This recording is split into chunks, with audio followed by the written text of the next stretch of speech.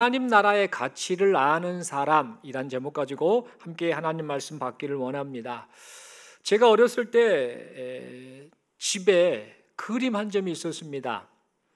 이 그림이 상당히 지금 생각해 보면 좋은 그림이었는데, 그때는 큼지막한 유화 그림 한 점이 있었는데, 그 그림이 저희들 방에 걸려 있었습니다.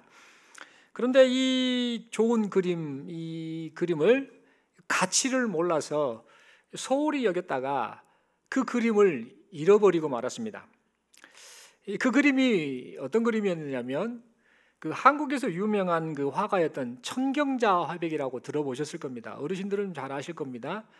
그분과 함께 일본 그 유학을 같이 가셨던 분이 그린 그림이었습니다.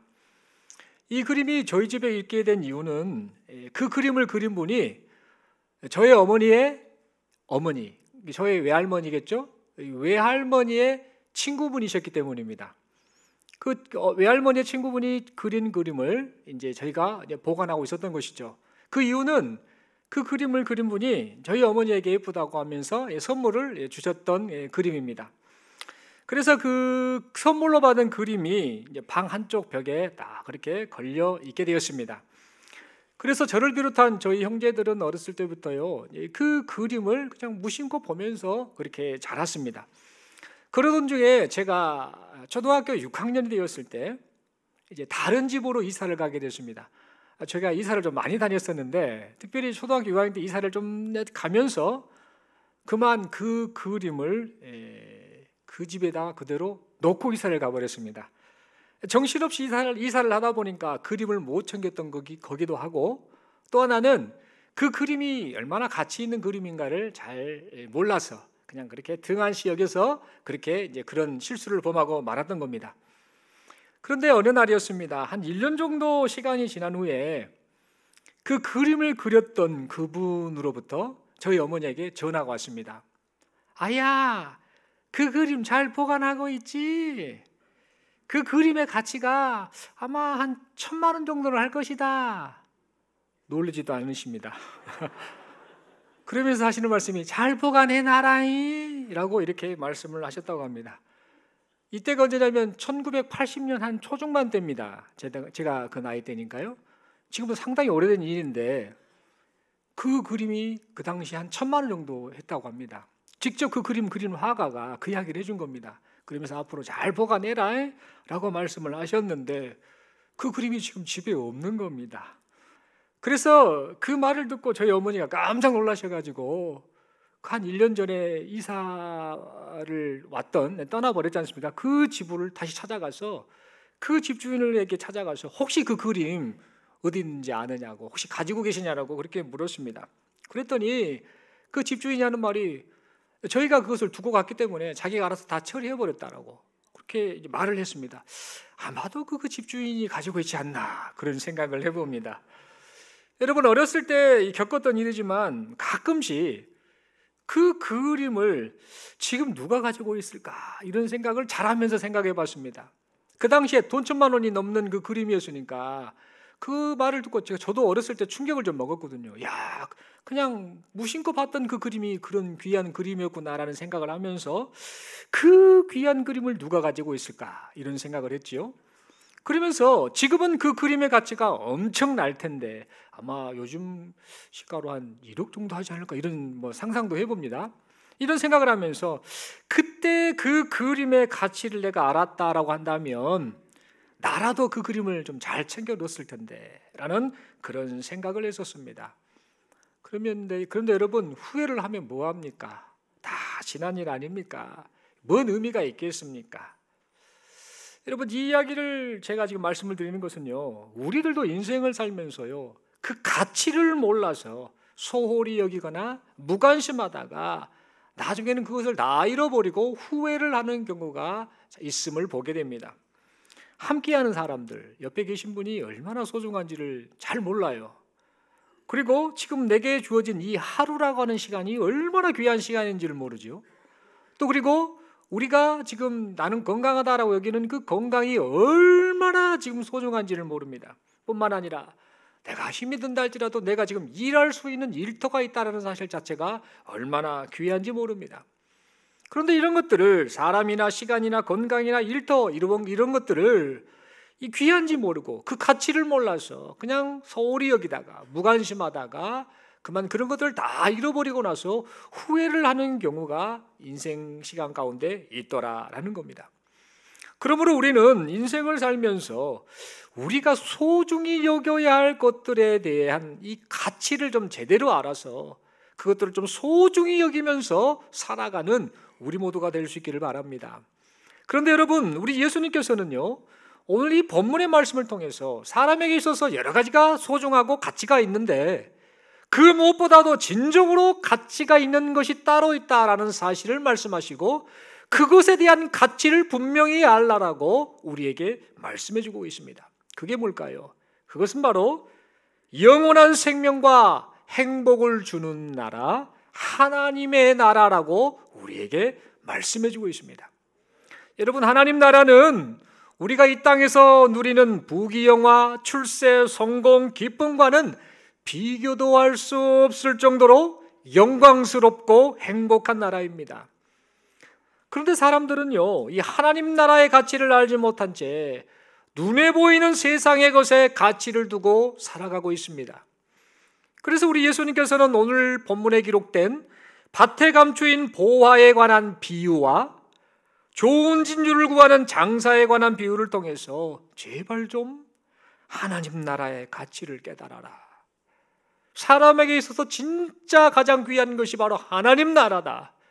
그러니 하나님 나라의 가치를 깨닫고 그 하나님의 나라를 바라보며 살라라고 지금 우리에게 촉구하고 계십니다. 여러분, 먼저 밭에 감추인 보화에 관한 이야기를 살펴보면 다음과 같습니다. 한 사람이 이제 밭을 갈다가 그 밭에서 엄청난 보화를 발견했습니다. 밭에서 보화를 발견하게 된 이유는 이 당시에 이 사람들이 재물이나 보화를 땅에 묻어서 보관을 했기 때문입니다. 그렇다면 왜 당시 사람들이 이 재물이나 보화를 땅에 묻어서 보관을 했을까요? 그 이유는 뭔가 재물과 보화를 땅에 묻어두는 것이 가장 안전한 보관 방법이다라고 생각했기 때문입니다. 여러분, 유대인들이 사는 이 팔레스타인 지역, 그 지역에는요, 과거에도 그러고 지금도 그렇습니다만 전쟁이 잦았습니다. 여기저기서 전쟁이 일어나서 침략을 당하는 그런 지역이었습니다. 그래서 전쟁 속에서 재물과 보화를 안전하게 지킬 수 있는 방법은 사람들의 눈에 보이는 곳에 두는 것이 아니라 어떻게든 아무도 모르는 땅속에 묻어두는 것이 가장 안전했던 것입니다. 그래서 땅에 재물과 보화를 묻어둔 후에 이제 됐다라고 안심을 했는데, 문제는 전쟁이 발발하거나 또 그 땅의 주인이 먼 여행을 갔을 때에 전쟁으로 해서 주인이 죽거나 가족이 죽거나 또 그 사람이 먼 여행을 갔다가 갑자기 객사를 하거나 이래서 집으로 돌아오지 못할 때, 그 땅으로 돌아오지 못하게 되면 어떤 일이 발생했는가? 어디에 그 재물과 보화를 숨겼는지 아무도 모르다 보니까 그대로 땅에 이 재물과 보화가 묻혀 있는 경우가 허다했습니다. 그러다가 이제 세월이 흘러서 다른 누군가가 그 땅의 주인이 된다든지 아니면 소장농으로 일을 하면서 이 밭을 갈다가 재물과 보화를 발견하는 경우가 종종 있었습니다. 예수님께서 지금 이 비유를 말씀하신 이유도 예수님 당시에도 이런 일이 있었던 겁니다. 그래서 그런 사건을 빗대어서 예수님께서 지금 하나님의 나라에 관한 이야기를 하셨던 것이죠. 여러분, 실제로 1956년에 이런 일이 있었다고 합니다. 이 유대인들이 사는 이 베들레헴 그 근방 땅에서 수백만 달러인데 우리나라 돈으로 말하면 몇십억 되는 이런 이 보화가 담긴 항아리가 발견되었다고 합니다. 이것을 발견한 사람이 얼마나 좋았겠습니까? 여러분, 이처럼 예수님의 지금 비유에 등장하는 어떤 한 사람도 지금 밭을 갈다가 예전에 누구인지는 모릅니다. 예전에 그 밭의 주인이었겠죠. 예전에 누군가가 묻어두었던 보화를 지금 발견하게 된 것입니다. 그런데 문제가 있었습니다. 그 밭의 주인이 따로 있었던 겁니다. 지금 그 보화를 발견한 사람이 주인이 아니라 밭의 주인이 따로 있는데 이 주인은 지금 그 땅에 지금 보화가 있는지를 전혀 모릅니다. 왜냐하면 과거에 예전에 누군가가 그곳에 묻어두었던 보화였기 때문이죠. 그래서 그 밭을 갈던 사람이 땅에 묻힌 보화를 얻기 위해서 자신의 전 소유를 팔아서 내가 이 밭을 사겠습니다라고 그렇게 말하며 그 밭을 사게 되었습니다. 그렇다면 여러분, 왜 이 밭을 갈던 사람이 자신의 모든 소유를 다 팔아서 그 밭을 샀던 것일까요? 그 이유는 자기가 생각하기에 그 밭에 있는 이 보화의 가치가 자신이 가지고 있는 전 재산의 가치보다 더 크다라고 그가 생각했기 때문입니다. 그런데 여러분, 땅속에 묻힌 보화를 발견하고 전 재산을 팔아서 밭을 산 사람의 이러한 반응이 오늘 두 번째 비유인 좋은 진주를 구하는 상인에게서도 똑같이 나타나고 있음을 우리는 보게 됩니다. 진주를 구하는 상인의 이야기를 살펴보면 다음과 같습니다. 한 상인이 좋은 진주를 구하고 있었습니다. 지금도 그렇지만 당시에는 이 진주는 아주 고가품이었습니다. 그래서 부자가 아니고서는 이 진주를 살 수 없었던 것이죠. 그런데 오늘 본문에 등장하는 이 상인은 적당한 진주가 아니라 아주 가치가 있는 좋은 진주를 구하고 있었습니다. 그러니까 우리가 추측할 수 있는 것은 지금 예수님께서 말씀하신 이 비유에 등장하는 그 진주를 구하는 상인은 아마 분명 부자였을 것이다라고 우리는 볼 수 있죠. 진주를 살 정도의 부자, 특히 적당한 진주가 아니라 아주 좋은 진주를 살 정도의 사람이라고 한다면 엄청난 부자였겠다라고 우리는 추측할 수 있습니다. 그런데 좋은 진주를 찾던 상인이 마침내 자신이 찾는 것과는 비교도 할 수 없을 정도의 값진 진주 하나를 발견하게 되었습니다. 그래서 그는 자기가 가지고 있는 모든 그 소유를 다 팔아버립니다. 부자였을 텐데, 재물이 많았을 텐데, 그는 이 값진 진주 하나를 사기 위해서 자신의 모든 소유를 다 그렇게 팔았습니다. 그렇다면 왜 자신의 소유를 다 그렇게 팔아서 그 진주를 샀던 것일까요? 그것은 그가 찾은 진주 하나가 자신의 모든 것을 걸 만한 가치가 있다라고 여겼기 때문입니다. 여러분, 결국 밭에서 보화를 발견한 사람과 값진 진주를 만난 사람은 둘 다 자신의 전 소유를 팔아서 가장 가치 있다라고 여기는 것들을 그렇게 샀던 것입니다. 여러분, 그렇다면 우리 예수님께서는 지금 보화를 발견한 사람, 좋은 진주를 만난 상인에 관한 이 이야기를 하셨는데요. 이 이야기를 통해서 당시의 제자들에게, 당시의 성도들에게, 그리고 이 시간 하나님 앞에 예배드리며 말씀을 듣는 우리들에게 무슨 말씀을 하고 싶으셨던 것일까요? 여러분, 그것은 우리 예수님께서는 이 말씀을 통해 뭘 말씀하고 계시냐면 너희가 하나님 나라의 가치를 좀 알아라. 하나님 나라의 가치가 얼마나 어마어마한 것인지를 알아라 라는 그런 의미로 말씀을 하셨던 겁니다. 뿐만 아니라 하나님 나라의 가치를 안다면 너희의 모든 것을 희생해서라도 그것을 얻어야 하지 않겠느냐라는 말씀을 지금 하고 계신 것입니다. 그렇다면 여러분, 예수님께서는 우리에게 하나님 나라가 이 세상 그 무엇과도 비교할 수 없는 보화 중에 보화라고 말씀을 하시는데 우리는 지금 이 하나님 나라의 가치를 어느 정도로 여기며 살고 있을까요? 우리 예수님은 이 비유를 통해서 하나님 나라의 가치를 어마어마한 것으로 지금 빗대어서 말씀하시는데 그러면 그 예수님의 그 말씀을 들은 우리는 이 하나님의 나라의 가치를 어느 정도로 지금 생각하며 지금 인생을 살고 신앙생활을 하고 있는 것일까요? 여러분, 예수님께서 말씀하신 이 두 비유에 나온 이 보화를 발견한 사람 그리고 좋은 진주를 만난 이 사람, 이 두 사람의 모습을 보면요, 아주 중요한 공통점이 있음을 우리는 추측을 하게 됩니다. 보화를 발견한 사람과 값진 진주를 발견한 사람의 공통점은 무엇인가? 바로 이 보화를 발견한 사람과 값진 진주를 발견한 사람 둘 다 이런 생각을 했을 것 같습니다. 누가 이 밭을 먼저 사버리면 어쩌나? 내가 저것을 어떻게든 내가 사야 되는데 저것을 얻어야 된대 하면서 혹시 누가 저것을 먼저 사버리면 어쩌나라는 그런 마음이 있었을 것이고, 누가 좋은 저 진주를 먼저 사가면 어쩌나라고 하는 그런 마음, 즉 노심초사하는 그런 마음이 있었을 것입니다. 그리고 서둘러서 보화가 묻힌 이 밭과 값진 진주를 사려고 그렇게 막 서둘러서 재산을 전부 긁어 모아서 그렇게 그것들을 샀을 것입니다. 여러분, 그렇다면 왜 이 두 사람이 이런 반응을 했을까요?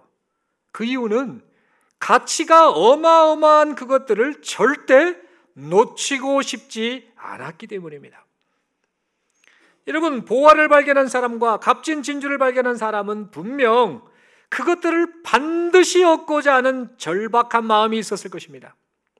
그리고 보화와 진주의 어마어마한 가치를 생각하면서 들뜨는 마음으로 흥분했을 것입니다.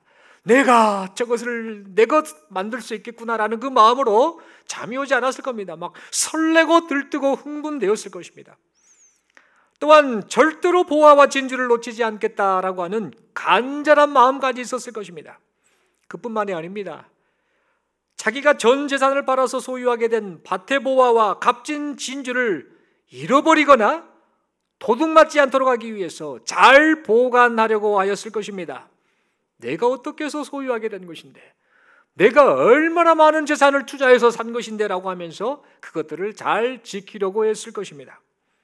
그렇다면 여러분, 이 세상 그 무엇과도 비교할 수 없는 최고의 보화인 하나님의 나라, 우리 주님이 지금 강조하신 이 하나님의 나라를 발견하게 되었을 때에, 그리고 이 하나님 나라의 어마어마한 가치를 우리가 알게 되었을 때에 성도는 어떤 반응을 하게 될까요?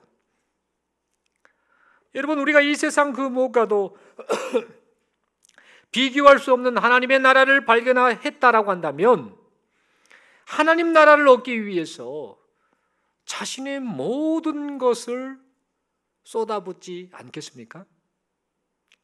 다시 말해서 성경의 가르침을 따라 하나님 나라를 선물해 주신 예수님을 믿고 따르되 적당히 믿거나 적당하게 따르는 것이 아니라 온 힘을 다해 주님을 따르게 되지 않겠습니까? 그리고 예수님 안에서 인생 최고의 보화인 하나님 나라를 소유하게 되었다라고 한다면 주의 은혜로 하나님 나라 백성이 된 것을 생각하며 주님을 따르는 데 있어서 걸림돌이 될 만한 것들을 과감하게 내려놓지 않겠습니까?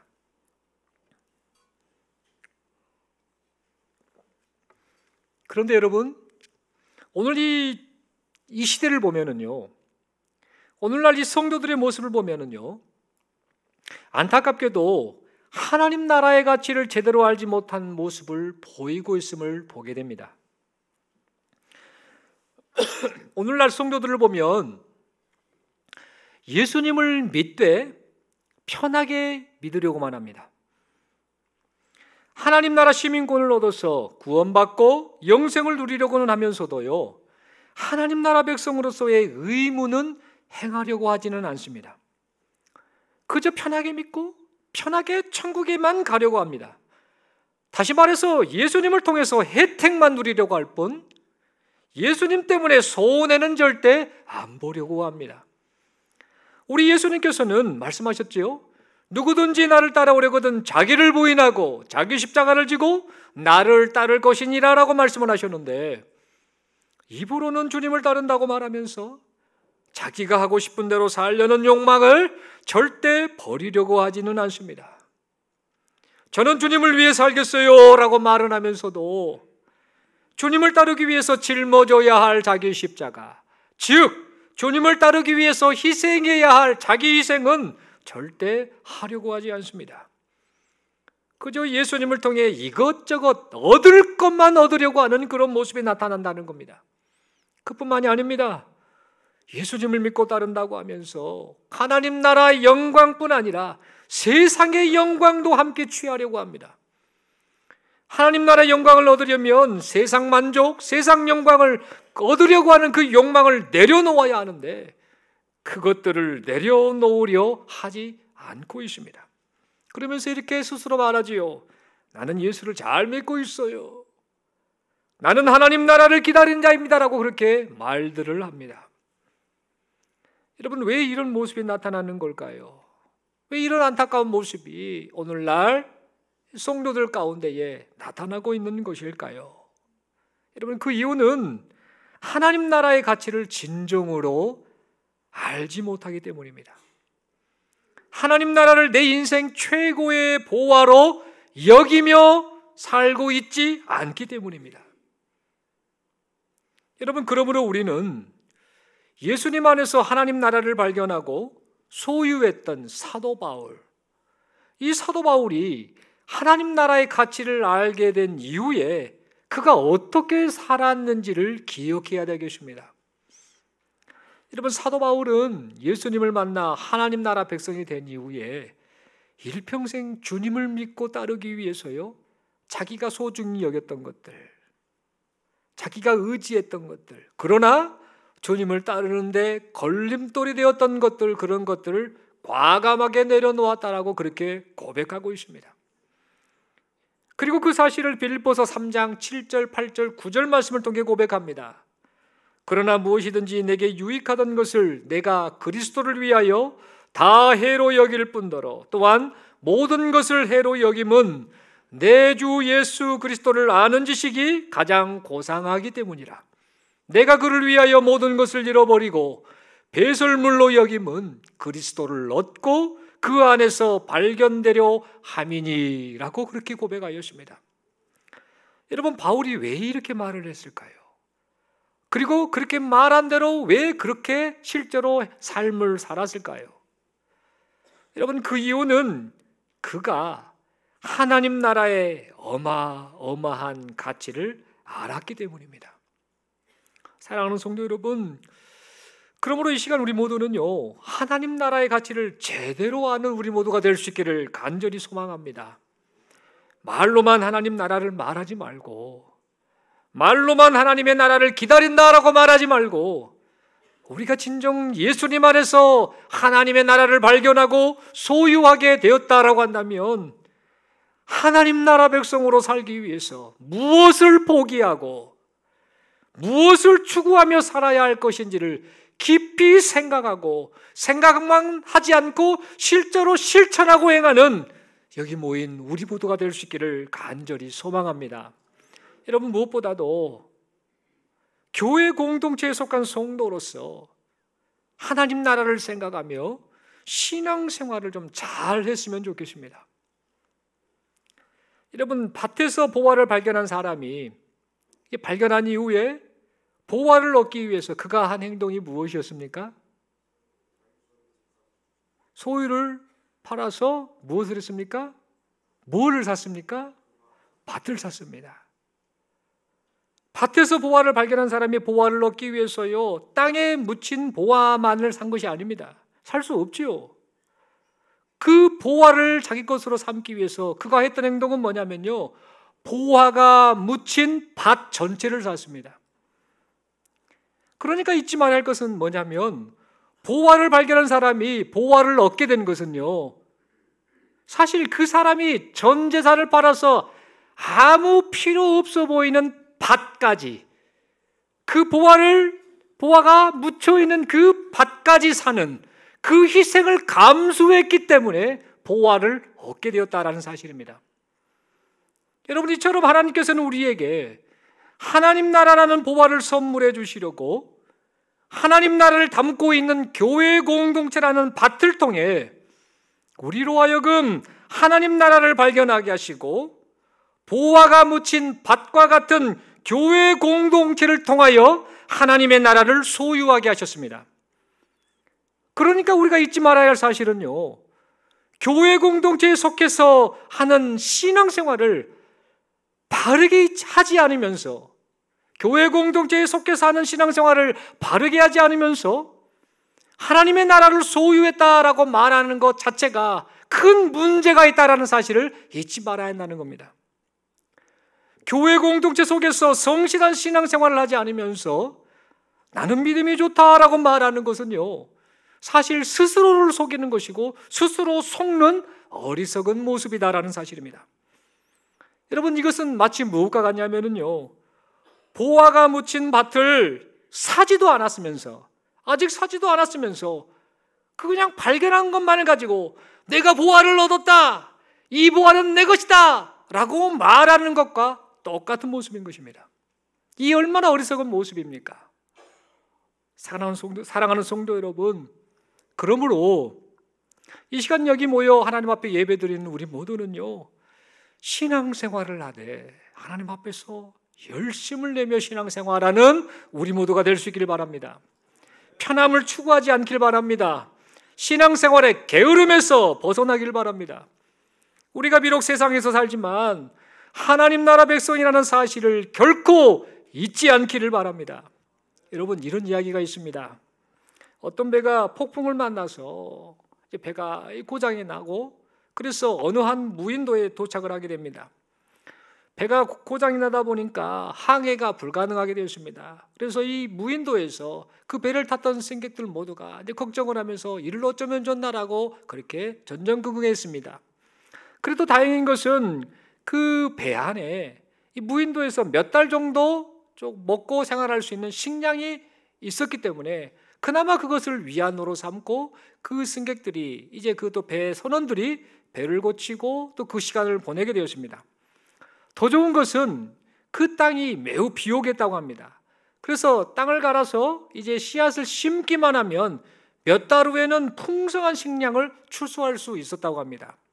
그래서 이 사람들은 어떤 생각을 했는가? 배도 고치고 어쨌든 땅을 이제 갈아엎어서 씨앗을 이제 심어서 이제 식량을 준비하겠다라고 그렇게 생각을 하게 됩니다. 그러면서 이제 땅을 파기 시작했습니다. 그런데 놀라운 일이 하나 발생합니다. 그 땅에 황금 덩어리가 발견된 겁니다. 땅을 팠더니, 씨앗을 심으려고 땅을 팠더니 황금 덩어리가 막 발견이 된 겁니다. 여기저기서 발견이 된 겁니다. 그래서 사람들은 흥분하기 시작합니다. 그리고는 혹시 다른 땅, 다른 곳에도 황금이 있지는 않는가라고 하면서 동분서주하면서 여기저기 땅을 막 파기 시작했습니다. 그랬다가 몇 달 후에는 어떤 일이 발생했는가? 황금이 산더미처럼 쌓이게 되었다고 합니다. 사람들이 너무나 행복했지요. 너무나 좋아했지요. 그 황금을 보며 만족해했습니다. 그런데 몇 달 후 그 즈음에 문제가 하나 발생합니다. 어떤 문제였을까요? 식량이 다 떨어진 겁니다. 배 안에 있었던 식량이 다 떨어진 겁니다. 그래서 그때서야 사람들이 정신을 바짝 차리게 됩니다. 이 황금이 무슨 소용이 있겠는가?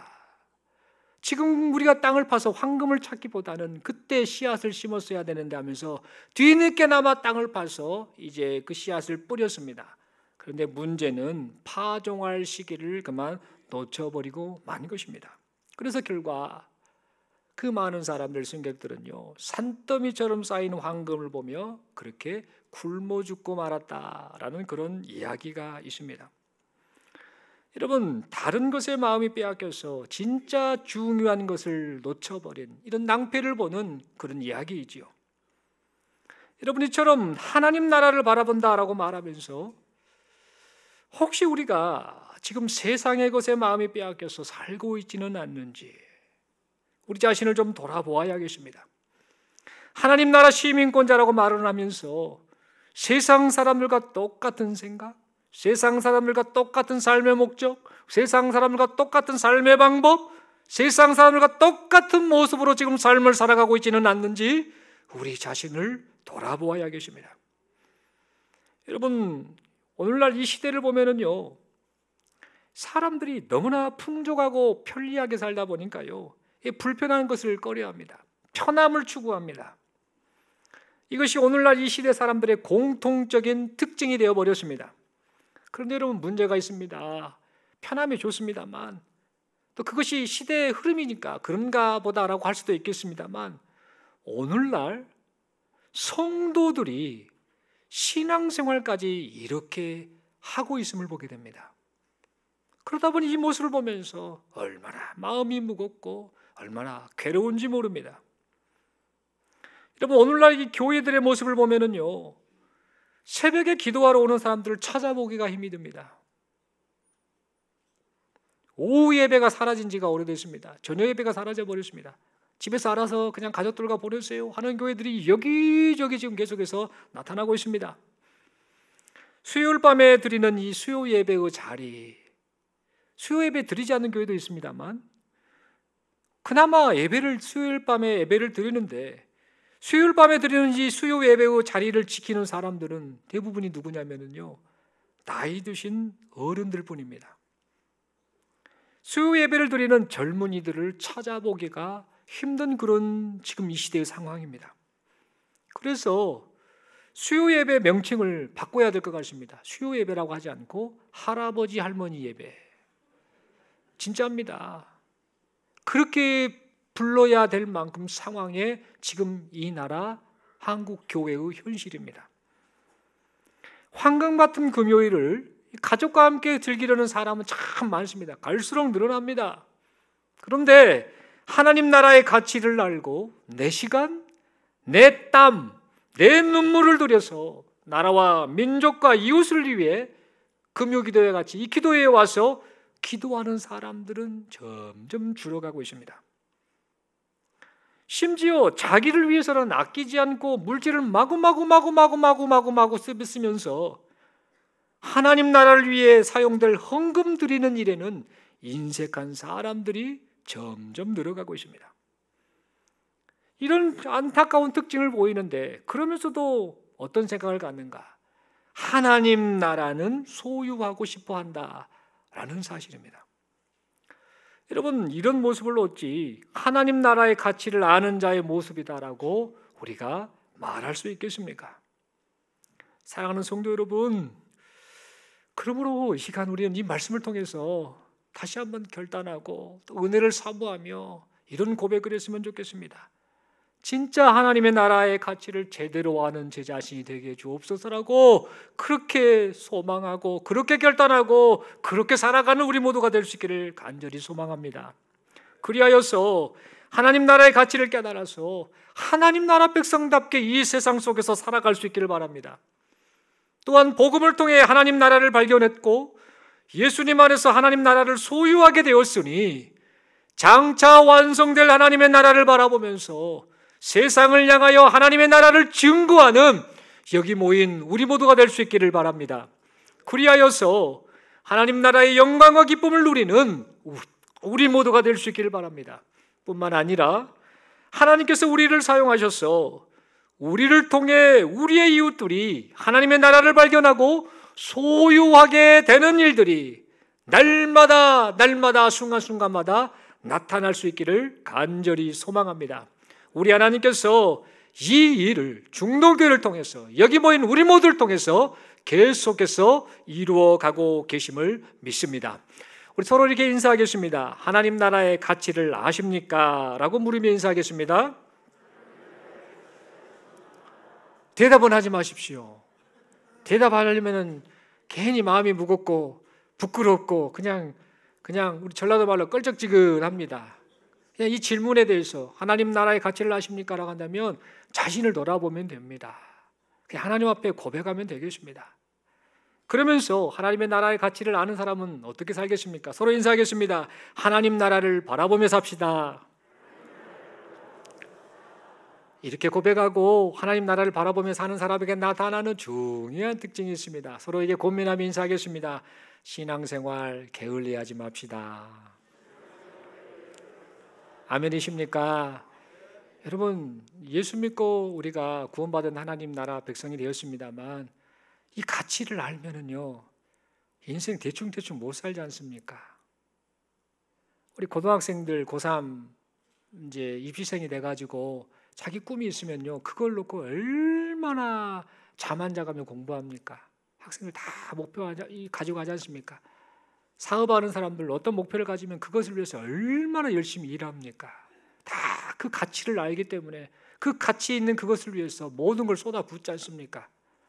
근데 예수님께서는 이 세상 것보다는 비교할 수 없는 더 가치 있는 하나님의 나라를 말씀하셨고 그 하나님 나라의 가치를 알면 너희가 어떻게 반응하는 것이 맞냐라고 지금 오늘 이 말씀을 통해 우리에게 말씀하고 있습니다. 다시 한번 말씀드립니다. 저는 하나님 나라 백성입니다.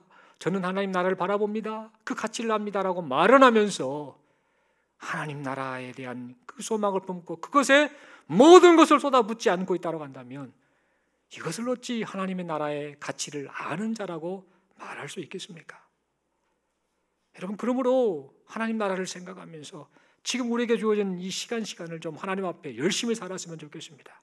교회 공동체 안에서 행해지는 신앙생활의 이런 활동들, 모든 것들 좀 열심을 내서 이 모든 것을 쏟아부으면서 하나님 나라만을 바라보며 살아가시는 우리 모두가 될 수 있기를 바랍니다.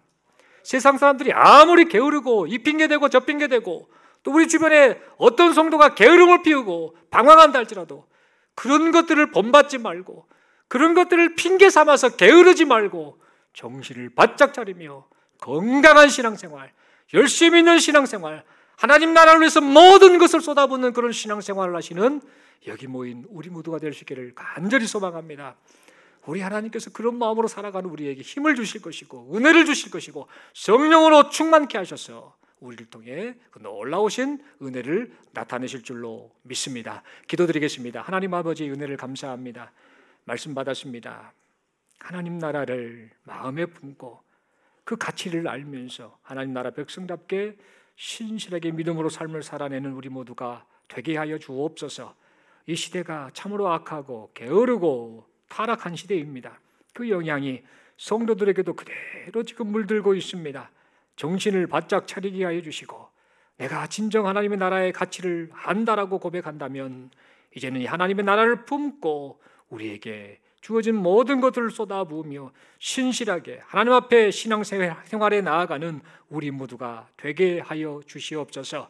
우리 결단으로 되지 않습니다. 성령 하나님 도와주시고 은혜를 베풀어 주옵소서. 성령으로 충만케 하시고 마음을 고치게 하여 주시옵시고 철저히 하나님만을 바라보며 그렇게 믿음의 경주를 다해 나아가는 우리 모두가 되게 하여 주옵소서. 이런 은혜 베푸심을 믿고 감사드리오며 우리 주님 예수님 이름으로 기도드리옵나이다. 아멘. 다 함께 찬송가 304